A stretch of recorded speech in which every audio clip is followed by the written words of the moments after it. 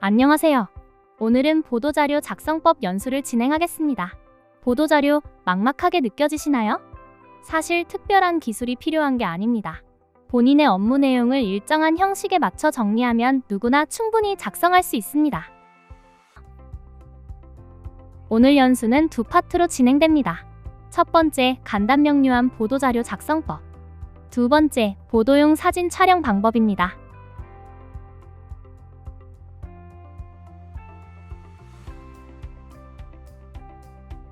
보도자료란 우리 기관의 정책과 사업을 학생, 학부모, 일반 시민에게 알리기 위해 작성하는 홍보글과 사진을 말합니다. 주로 언론사 기자들이 기사를 작성하거나 홍보 영상을 제작할 때 참고자료로 활용됩니다. 보도자료 배포, 왜 중요할까요? 4가지 이유가 있습니다. 첫째, 공공기관의 홍보는 단순한 정보 전달을 넘어 국민과의 신뢰 구축과 정책 참여를 이끌어냅니다. 둘째, 홍보는 정책에 대한 이해도와 신뢰도를 높이는 정책 성공의 필수 요소입니다. 셋째, 일반적인 홍보 활동은 많은 예산이 필요하지만 보도자료 배포는 가장 효율적인 정책 홍보 수단입니다. 넷째, 기자들은 하루에도 수십에서 수백 건의 보도자료를 받습니다. 선택받으려면 성의 있고 완성도 높은 보도자료를 작성해야 합니다. 다음은 보도자료의 구성입니다. 보도자료는 제목, 리드문, 본문, 마무리 4단계로 구성됩니다.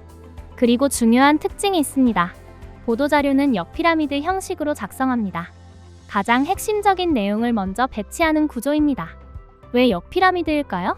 기자가 첫 문단만 읽어도 핵심 내용을 파악할 수 있고 분량을 줄이더라도 중요한 정보가 삭제되지 않기 때문입니다. 모든 문장은 사실 위주로 육하 원칙에 따라 작성해야 합니다. 누가, 언제, 어디서, 무엇을, 왜, 어떻게. 이 6가지를 항상 기억해주세요. 이제 각 단계별로 구체적으로 살펴보겠습니다. 첫 번째, 제목입니다. 제목은 보도자료에서 가장 핵심적인 부분입니다. 눈에 띄고 관심을 끌 수 있어야 합니다. 좋은 제목은 명쾌하고 짧으며 읽고 싶은 마음이 들게 만드는 것입니다. 예를 들어, 경북 고교 합격 유학생 배출국, K-팝보다 더 감동적. 이런 제목은 인터뷰 내용에서 가져온 생생한 표현으로 독자의 관심을 단번에 끌 수 있습니다. 부제목이 필요한 경우에는 한 줄 이내로 간결하게 작성하시면 됩니다. 언론에서는 뉴스를 소위 제목 장사라고도 하는데요.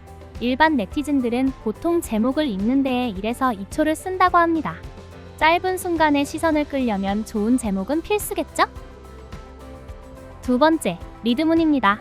리드문은 제목 다음으로 중요한 부분으로 보도자료의 가치를 결정합니다. 독자가 본문을 계속 읽을지 결정하는 관문 역할을 합니다. 리드문의 목표는 3가지입니다. 관심을 얻고 주제를 소개하고 본문을 읽도록 유도하는 것입니다. 작성할 때는 육하 원칙 중 특히 누가, 언제, 어디서, 무엇을 한다. 이 5가지가 포함되도록 하고 제목과 자연스럽게 호응하도록 작성합니다. 예시를 보겠습니다. 경북교육청은 10월부터 도내 세계교육지원청에서 농산어촌 지역 순회 방과후 학교 전문 강사제를 시범 운영한다. 이처럼 육하 원칙에 따라 핵심을 한 문장에 담으면 됩니다. 세 번째, 본문입니다. 본문은 리드문의 내용을 구체적으로 풀어 설명하는 부분입니다. 간결하고 명확하게 이해하기 쉽게 작성하시면 됩니다. 작성 요령은 4가지입니다. 중요한 요점을 추출해 짧고 명확하게 씁니다. 부정적인 표현보다 긍정적인 단어와 문장을 선택합니다. 리드문에 대한 부연 설명을 제공하는 문단으로 구성합니다. 육하 원칙 중 특히 어떻게, 왜에 초점을 맞춰 세부 계획과 부가 내용을 담습니다. 네 번째, 마무리입니다. 마무리 단계에서는 사업 추진 배경, 향후 진행 전망, 기대 효과, 그리고 관계자 코멘트를 넣어주시면 됩니다.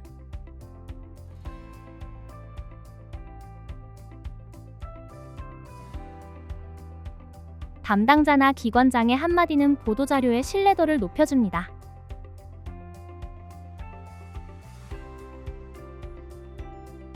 다음은 검토하기입니다. 다 작성했다고 끝이 아닙니다. 수정하고 다듬을수록 뉴스 가치가 높아집니다. 쓰면서 고치지 말고 다 쓴 후에 전체 내용을 파악한 뒤 수정하는 것이 좋습니다. 글의 중심 주제와 맞지 않는 내용이 첫 문단에 있다면 과감하게 빼세요. 최소 3번은 읽어보고 맞춤법도 꼭 확인하시기 바랍니다. 기자들의 관심을 끌려면 어떻게 해야 할까요? 첫째, 분량은 충분하게 작성하세요. 기자 입장에서 줄이는 건 쉽지만 부족한 내용을 늘리기는 어렵습니다. 단, 불필요한 미사여구는 피하세요. 둘째, 도표, 운영계획 등 부침 자료를 풍부하게 제공하세요. 기자가 그래픽 자료로 활용해 기사를 더욱 풍성하게 만들 수 있습니다.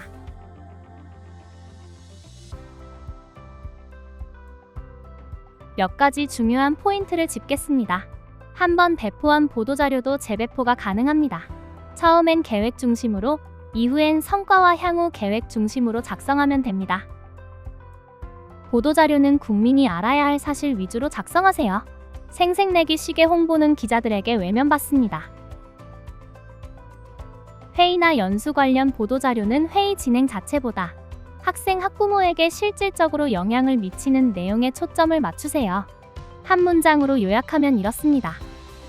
시기에 맞게, 가치 있게, 쉽고 짧게, 결론부터 사실을 육하원칙에 맞게 배포 전 반드시 확인하세요. 기사화되면 수정이 어렵습니다. 통계 수치는 정확한가? 인명, 기관명, 지역명의 오류는 없는가? 고유명사 표기가 맞는가? 제공 시기가 늦지는 않은가? 사진은 함께 제공했는지도 꼭 확인하시기 바랍니다.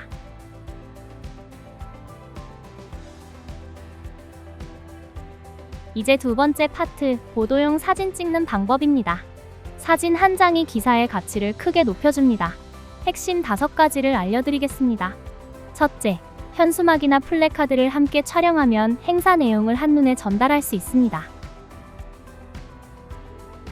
둘째, 개인보다 그룹 사진이 더 풍성하고 다양하게 보입니다. 셋째, 액션이 있는 장면을 담으세요. 생동감이 느껴져 독자의 흥미를 유발합니다. 넷째, 공식 행사 후 현수막을 배경으로 기념 또는 단체 사진을 따로 촬영하면 내용 전달에 효과적입니다. 다섯째, 책자 발행이나 공모전 홍보에는 이미지나 포스터를 적극 활용하세요. 여섯째, 옆모습이나 뒷모습은 피한다. 사진 촬영 시 주의사항도 말씀드리겠습니다.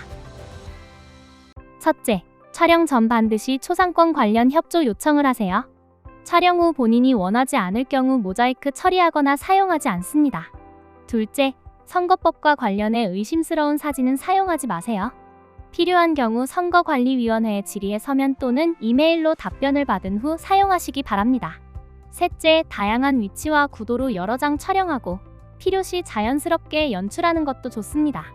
넷째, 사진의 특정 상호나 전화번호가 보인다면 해당 부분만 수정하여 사용하세요. 다섯째, 사진 파일은 최소 500에서 800KB 이상의 원본을 사용하고 별도 파일로 제공하시면 됩니다. 마지막으로 사진 제공 시기입니다. 일반적으로 보도자료 제공 시점에 맞춰 함께 제공합니다. 사진이 없을 경우 관련 이미지나 리플릿도 활용할 수 있습니다. 당일 행사나 연수가 있는 경우에는 행사 시작 후 가능한 한 빨리 제출해 주시기 바랍니다. 오늘 연수 내용을 정리하겠습니다. 보도자료는 역피라미드 구조로 핵심부터 작성합니다. 제목, 리듬은 본문, 마무리 순서로 구성하며 모든 내용은 사실 기반으로 육하원칙에 따랐습니다. 사진은 풍부하고 생동감 있게 초상권을 지키며 제공합니다. 여러분의 업무가 더 많은 시민에게 닿을 수 있도록 오늘 배운 내용을 적극 활용해 보시기 바랍니다. 감사합니다.